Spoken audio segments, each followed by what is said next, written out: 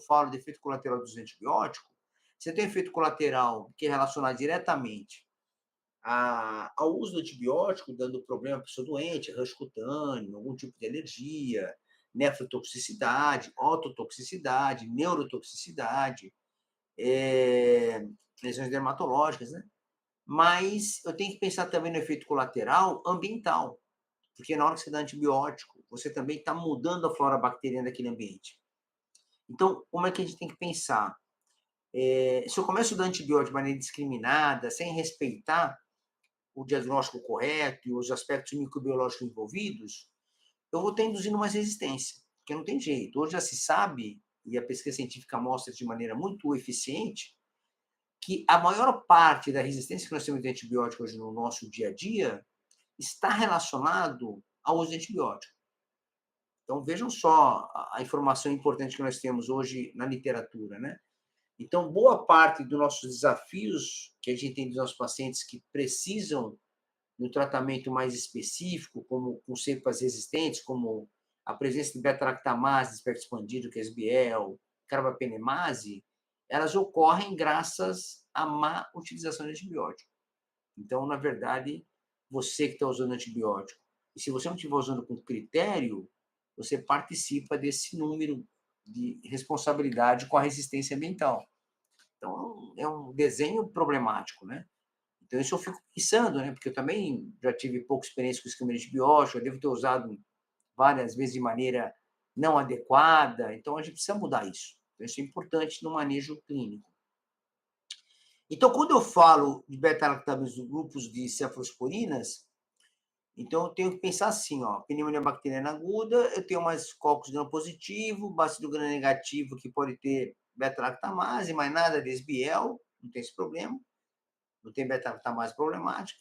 Então eu posso usar uma cefalosporina, por exemplo, de primeira ou de segunda geração, perdão, de segunda geração ou de terceira geração, por exemplo. São drogas muito boas. A de primeira geração não seria tão adequada, mas de segunda geração, por exemplo, ou terceira geração, são antibióticos adequados. Por exemplo, segunda geração tem a cefaloxima, uma boa medicação, e a terceira geração você tem a ceftriaxona, que é bem conhecida. Então, são esquemas, e associada a macrolídeo, então você vê que é um esquema adequado. E uma terceira opção, que a literatura também fala muito para nós, é usar quinolona isolada. A quinolona tem efeito ótimo para bactérias atípicas, como é o caso do Mycoplasma pneumoniae, e tem efeito ótimo para Streptococcus pneumoniae ou pneumococcus, hemófilos influenza, por exemplo, moraxella, por exemplo.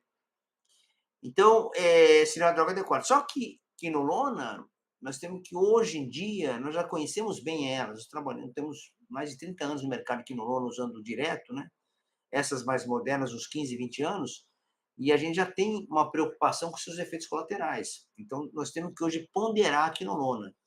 E vocês sabem disso. Eu acho que muitos de vocês já devem ter visto, eu falar um pouco sobre isso, sobre essa questão dos efeitos colaterais da quinolona.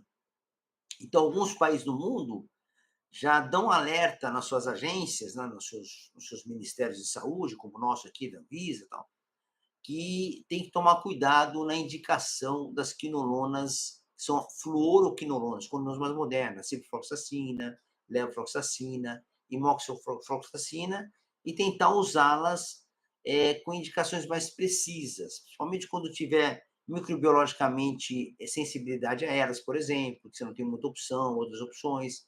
Então, respeitar um pouco a microbiologia para você poder utilizar uma quinolona hoje, como essas que eu citei.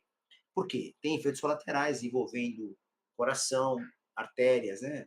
Aneurisma da aorta, por exemplo, sistema osteomuscular, como ruptura de tendão espontânea, alterações neurológicas, neuropsiquiátricas em idosos. Então, tem que tomar um certo cuidado com isso.